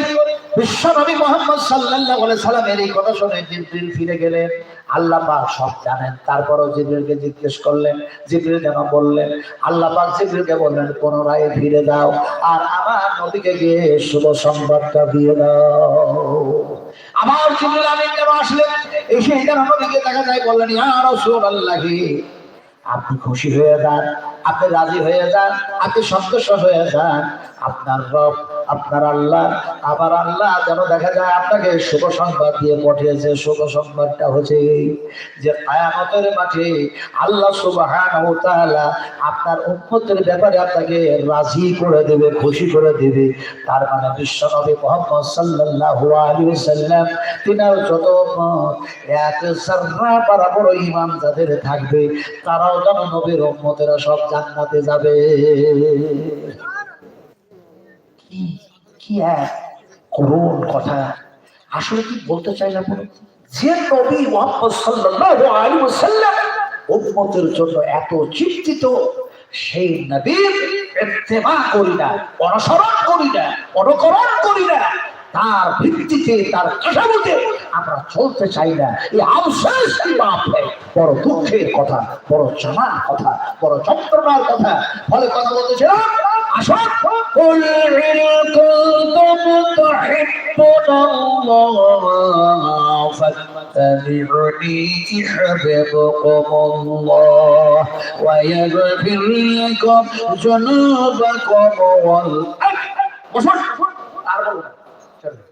ভাই, আপনার বসুন, আমরা চলে যাচ্ছেন, ভালো লাগছে না। কারণ আমি বারবার বলছি যে কত হয়েছে, রাত্রিতে 11টা 15 হয়েছে, ওই যে আপনারা বিরক্ত হচ্ছেন, শুনবেন তো কি হবে? ফজরের নামাজ, ফজরের নামাজ, ফজরের নামাজ, ফজরের নামাজ, সুবহ সাদেকের ওয়াক্ত, সুবহ সাদেকের ওয়াক্ত, সুবহ সাদেকের ওয়াক্ত, সুবহ সাদেকের ওয়াক্ত। আসসালাতু খায়রুম মিনান নাওম। ঘুমের চাইতে কি উত্তম? কি উত্তম? তাহলে নামাজেরই তো কথা শেখানো হয় মাদ্রাসায়, সালাতের কথা তো শেখানো হবে। এই আলোচনা শুনতে শুনতে সাহাবায়ে কেরামেরা এত সুন্দরভাবে পরিবেশ তৈরি করতেন, এত মনোযোগ সহকারে নবীর কথাগুলি শুনতেন, যেন দেখা যায় তারা স্থির, এত স্থির। আর আমরা শুধু বিচলিত আর বিচলিত, বিচলিত আর বিচলিত। কথা বলতেছিলাম যে আপনারা যখন শুনতে রাজি নন, রাত্রি বেশি হয়ে বলে চলে যাচ্ছেন, ফলে এখানে আমার বক্তৃতার পিঠি টানলাম। তিনটি কথা আল্লাহ পাক বলবেন। কি বলবেন শোনেন। আল্লাহ পাক আনারুল ভাই তিনি ফোন পে এক্ষুনি 2000 টাকা দিয়েই দিলেন। আলহামদুলিল্লাহ, হায়াকাল্লাহ, বারাকাল্লাহ, জাযাকুমুল্লাহু খাইরাল জাযা, আহসানাল জাযা। আল্লাহ তুমি তার রিজকে বরকত দাও, আল্লাহ ঈমানটাকে মজবুত করে দাও, দ্বীনের খাদেম বানিয়ে দাও, মাদ্রাসার খাদেম বানিয়ে দাও, আল্লাহ পাঁচ ওয়াক্তের নামাজি বানিয়ে দাও। আল্লাহু আমিন। বেশি বেশি করে দোয়া করো। ছেলে মেয়ে, আল্লাহ সন্তান সন্ততি, মুসলিম মুসলিমা, আয় আল্লাহ এরাকে নামাজি বানাও, নামাজি বানাও, নামাজি বানাও। আপনি যে নামাজি হন, পাক্কা সচ্চা নামাজি হন। সালাত, এই সালাত এমন এক ইবাদত, এমন এক ইবাদতের গেট যে সিজদায় পড়লেই আল্লাহর ভয় যখন আসে, আল্লাহর কসমকে বলছি, যদি নামাজ ওই সেন্সে আপনি পড়েন, আপনার চোখ কোণ দিয়ে পানি আসবে, আর মনটা যদি এদিক ওদিক হয়ে গিয়ে সিজদা হয়, আসবে না, আসবে না, আসবে না, আসবে না। এই জন্য নামাজের মধ্যে খসু খসু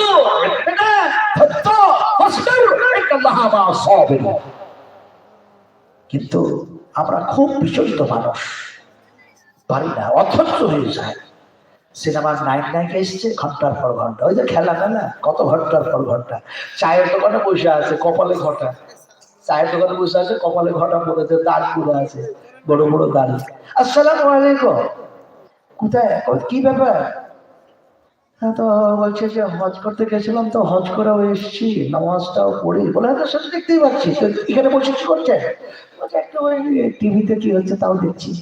এবার টিভিতে যা হচ্ছে তার পাটাও দোলাচ্ছে, মানে টিভিতেও দুলছে, এখানে ওর পাও দুলছে, এমন নামাজি, এমন নামাজি। এই জন্যই তো আল্লাহ পাক বলছেন ইত্তাকুল্লাহ, আমি আল্লাহকে ভয় করো, ভয় করার মতো করো। চলতে উঠতে বসতে শুতে ঘুমাতে খাওয়াতে পড়াতে সর্ব জায়গায় সর্ব সময় আল্লাহকে স্মরণ করো। আমার আল্লাহ সব দেখতেছে, সব শুনতেছে। বিশ্বের কোন মানুষ টের পায় না, আমার আল্লাহর কাছে সব টের আছে। আল্লাহ সব করছে। এই ভয় যখন হবে, আপনি একটা পা ফেলবেন আর একটা পা ফেলবেন, আপনার কলিজা কাঁপবে। আরে আমি কি বলছি, আমি কি করছি, কথা বলতে গিয়েও ভয় হবে। কারণ আমি যে কথাগুলি বলি, আপনি যে কথাগুলি বলেন, এই কথাগুলি শুধু কথাই হয়ে থেকে যায় না, বরং সেগুলি লিপিবদ্ধ হয়ে যায়।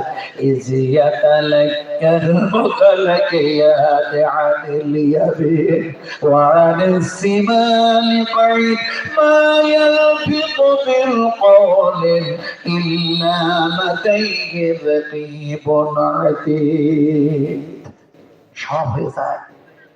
বিশ্বনবী মুহাম্মদ রাসূলুল্লাহ সাল্লাল্লাহু আলাইহি ওয়াসাল্লাম উম্মাহাতুল মুমিনিন মা আয়েশার হুজরায়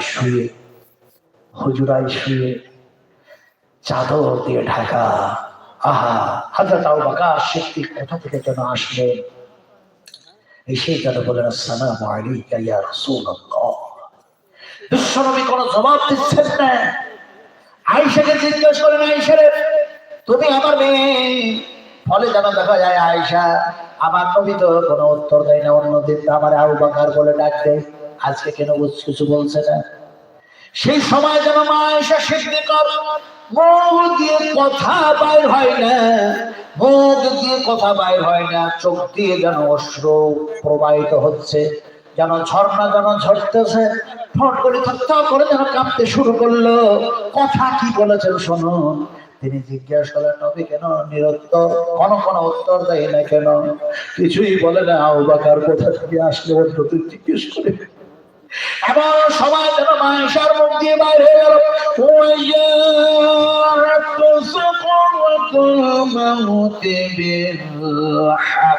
ذلك ما كنت منه تحيد। হায় হায়, মৌতের শাকার গাবার যে সব আছে তা আমি দেখেছি। হযরতে আবু বকর সিদ্দিক রাদিয়াল্লাহু তাআলা আনহু তিনি যেন নিয়ে গেলেন, হাত কাঁপতেছে রাসূল করিম সাল্লাল্লাহু আলাইহি ওয়াসাল্লামের মুখমণ্ডল থেকে চাদর সরালে আর বললেন, ইয়া রাসূলুল্লাহ, ইয়া হাবিবাল্লাহ, আপনার পথ যত সুন্দর, আপনি যত সুন্দর, একটু তত সুন্দর। নিজকার কন্ট্রোল করতে পারছেন না হযরত আবু বকর সিদ্দিক, নিজকার কন্ট্রোল করতে পারলেন না। রাসূল আকরাম সাল্লাল্লাহু আলাইহি ওয়াসাল্লামের কপালে একটা মুসা দিয়ে দিলেন, চুমা দিয়ে দিলেন। আল্লাহ, এই যে ছিল তারা নবীর প্রেমিক, এরাই ছিল নবীর প্রেমিক। আর আমরা এমন প্রেমিক যে নবীর ইত্তেবা, অনুসরণ, অনুকরণ করতে পারি না। আফসোস কি বাত। তিনটা কথা বলে শেষ করব। তিনটি কথা আল্লাহ পাক যেন বলবেন, ও আমলকারীরা ভালো শোনো, যারা নেককার সৎ কাজ করে এসছো, আজকে তোমরা কোথায় থাকবে? জান্নাতের মধ্যে থাকবে। আল্লাহ পাক বলবেন, উদখুলুহা বিসালামিন আমিন।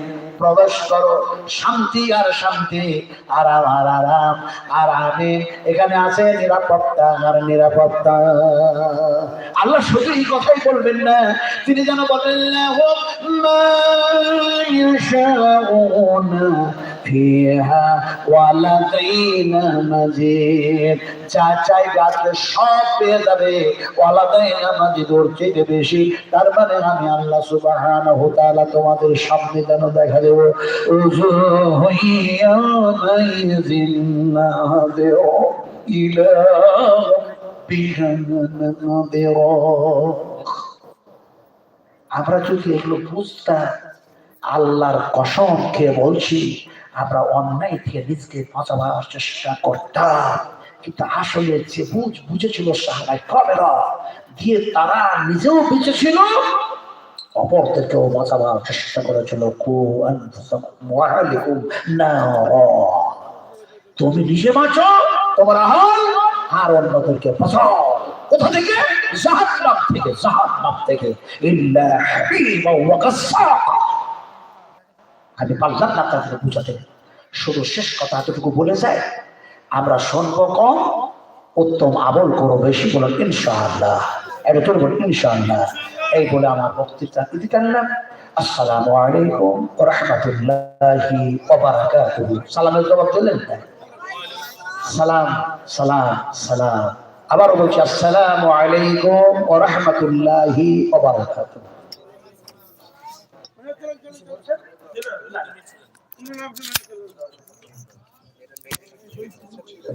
আচ্ছা ভাই, একটা কথা আপনাদের বলছি, এরপরে সারা পশ্চিম বাংলার যিনি একজন বড় আলেম আর দীর্ঘ 40 বছর ধরে বুখারী পড়াচ্ছেন, তেনার বক্তৃতা যদি শুনে না যান তাহলে কিছুই শুনলেন না।